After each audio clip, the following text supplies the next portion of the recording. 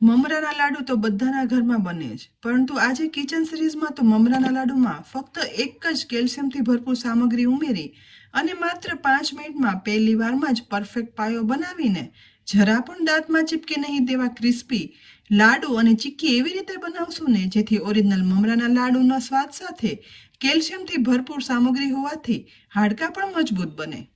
તો આ લાડુ બનાવવા માટે ગોળ તો જોઈશે જ. તો પરફેક્ટ માપ માટે ઘરની કોઈ પણ એક બાઉલ કે વાટકીનું માપ લઈ લેવાનું.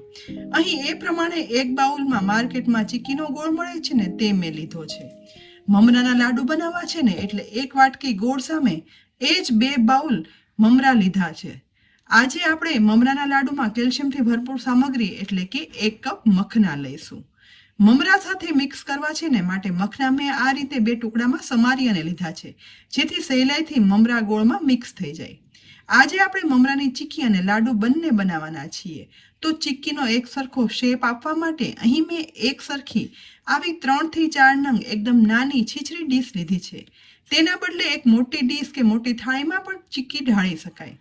તો આ લીધેલી નાની ડીશમાં સૌથી પહેલાં ઘી ઉમેરી દઈશ અને એ પછી આખી ડીશમાં સરસ લગાવી દેવાનું જેથી ચીક્કી સહેલાઈથી છૂટી પડી જાય. સાથે જ ગાર્નિશિંગ માટે અહીં મેં લીધેલી પિસ્તાની સ્લાઇસ છે ને તે નીચે તરફ આ રીતે એક ડીશમાં 3-4 નંગ ઉમેરી અને ફેલાવી દઈશ. જો અહીંયા આપણે ડીશ ઘીથી લગાવી અને પિસ્તાથી ગાર્નિશ કરી લીધી છે. આ સિવાય આપણે લાડવા પણ વાળવાના છીએ. તો હવે સૌથી પહેલાં બનાવવાની શરૂઆત છે ને તે ગેસની લો ફ્લેમ પર ગરમ થતી કડાઈની અંદર 2 બાઉલ મમરા શેકવા માટે ઉમેરી દઈશ. આમ તો મમરા છે ને તે મેં પેકેટમાંથી જ કાઢેલા છે જેથી ક્રિસ્પી છે, પણ ચીક્કી બનાવ્યા પહેલાં થોડા શેકી લેવાથી ભેજ હોય ને તો તે દૂર થઈ જાય અને લાડુ કે ચીક્કીમાં મમરા છે ને તે એકદમ ક્રિસ્પી લાગે. લગભગ 3 મિનિટ આ રીતે મિક્સ કરતા જઈ અને શેક્યા પછી હાથ વડે પ્રેસ કરતા સાવ એકદમ ભૂક્કો થઈ જાય છે. એવા સરસ મમરા ક્રિસ્પી થઈ ગયા છે. તો મમરાની કડાઈને ગેસ પરથી નીચે ઉતારી શેકેલા મમરાને એક ખાલી ડીશમાં ઉમેરી દેવાના. હવે એ જ રીતે ફરીથી એ કડાઈની ગેસ પર રાખી તેની અંદર 2 ટુકડા કરેલા મખના ઉમેરી દઈશ. અહીં મખનાના થોડા નાના ટુકડા કરવા હોય ને તો 2 ના બદલે 4 પણ કરી શકાય, પરંતુ આવા મીડિયમ સાઇઝના આ મખના લાડુ કે ચીક્કીમાં રાખીએ ને તો મમરાના લાડુ બનાવો ને તો ચીક્કી એકદમ સરસ લુક આપે. મખનાને પણ આ રીતે સતત ચલાવતા જઈ અને ગેસની લો ફ્લેમ પર લગભગ 4 થી 5 મિનિટ આપણે શેકવાના છે. ધ્યાન એ રાખવાનું કે મખનાનો કલર છે ને એ ચેન્જ ના થવો જોઈએ, છતાં પણ ક્રિસ્પી થઈ જવા જોઈએ. આશરે 4 મિનિટ શેક્યા પછી હવે મખનાનો નાનો ટુકડો હાથમાં લઈ અને પ્રેસ કરતા જુઓ, સાવ ભૂક્કો થઈ અને ચીક્કીમાં જોઈએ ને તેવા પરફેક્ટ મખના શેકાઈ ગયા છે. એટલે આ સમયે તેને પણ ગેસ પરથી નીચે ઉતારી એક ડીશમાં કાઢી લેવાના છે. હવે ગોળનો પાયો બનાવવા માટે લો ફ્લેમ પર ગરમ થતી કડાઈમાં 1 ટીસ્પૂન જેટલું ચોખ્ખું ઘી ઉમેરી દઈ સાથે 1 બાઉલ ગોળ પણ ઉમેરવાનું. ગેસની ફ્લેમ લો જ રાખી સતત મિક્સ કરી ઘીમાં ગોળ મિક્સ કરતા જઈ અને ઓગાળવાનો છે. પહેલી વખત જો ચીક્કી કે લાડુ બનાવતા હો ને તો દાંતમાં ચોટ્યા વગર પરફેક્ટ ક્રિસ્પી બને ને એના માટે ગોળનો પાયો કેટલો સમય અને પરફેક્ટ ગોળના પાયાનો કેવો કલર આવવો જોઈએ ને તે પણ બતાવીશ અને કહીશ. તો તેના માટે પહેલા યાદ રાખવા જેવી બાબત એ છે કે ગોળનો પાયો બનાવતી વખતે ગેસની ફ્લેમ છે ને તે લો જ રાખવાની. તો પણ અહીં જોજો માત્ર 5 જ મિનિટમાં પરફેક્ટ પાયો બની જશે. જો જરા પણ હાઈ ફ્લેમ પર આપણે ગોળ ઓગાળવાની શરૂઆત કરીએ ને તો ગોળ જલ્દી ઓગળી તો જશે, પરંતુ આ પાયો છે ને એ તુરંત જ આકરો થઈ એકદમ કડવો થઈ જશે જેથી ચીક્કી કે મમરાના લાડુનો સ્વાદ એકદમ બગડી જાય છે. અહીં સતત મિક્સ કરી ચલાવતા 1 જ મિનિટમાં ગોળ ઓગળી અને લિક્વિડ થઈ ગયો છે, છતાં પણ સતત મિક્સ કરવાનું છે. ટોટલ 2 મિનિટ મિક્સ કરતા પાયો બનવાની શરૂઆત થશે ને એટલે બધો ગોળ ફૂલી અને ફીણાની જેમ ઉપર આવી જશે અને સાથે પાયો બનાવવાની સુગંધ છે ને તે આખા ઘરમાં તો આવશે પણ બાજુવાળાના ઘર સુધી પણ પહોંચશે. છતાં પણ સતત ચલાવતા જઈ 3 મિનિટ પૂરી થઈ ગઈ છે તો ગોળના પાયાનો કલર ચેન્જ થઈ ડાર્ક થવા લાગશે. ટોટલ મિક્સ કરતા 4 મિનિટ થઈને એટલે એકદમ સુગંધીદાર ગોળના પાયામાંથી 2-3 ડ્રોપ્સ લઈ પાણી ભરેલા બાઉલમાં આ રીતે ઉમેરવાના. બીજી સાઈડ આ સમયે પાયો પણ મિક્સ કરતા જઈ પાણીમાં ઉમેરેલા પાયાના ડ્રોપ્સ છે ને તે હાથમાં લઈ લેવાના. તે હાથમાં લઈ પાણીમાંથી બહાર કાઢી વાળતા જુઓ તુરંત જ ગોળી વળી જાય છે. હાથમાં ચીપકે પણ નહીં અને તુરંત કડક થઈ જાય ને એટલે પરફેક્ટ પાયો બની ગયો છે. તો આ સમયે ગેસની ફ્લેમ છે ને તે તુરંત જ બંધ કરી દેવાની અને પરફેક્ટ બનેલી પાયામાં જરા પણ રાહ જોયા વગર 1/8 ટીસ્પૂન જેટલો બેકિંગ સોડા ઉમેરવાનો અને તુરંત જ મિક્સ કરવાનું, જેથી ડાર્ક કલરની ગોળનો પાયો છે ને તે એકદમ આછા અને બ્રાઇટ કલરનો બની જશે અને એકદમ ફૂલી ઉપર આવી જશે.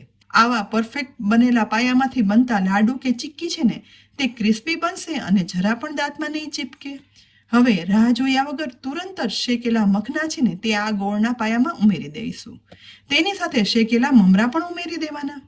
બસ એ પછી ગેસની ફ્લેમ બંધ જ રાખી બધું એકદમ સરસ લગભગ 1 મિનિટ સુધી મિક્સ કરવાનું છે, જેથી શું થશે કે ગોળનો પાયો પરફેક્ટ બન્યો છે ને તો સાથે સાથે ક્રિસ્પી શેકેલા મખના અને મમરા સરસ ભળી જશે. અને સતત એટલું ચલાવવાનું કે દરેક મમરાનો દાણો અને મખના છે ને તે સંપૂર્ણ રીતે ગોળના પાયાથી કોટેડ થઈ જવા જોઈએ.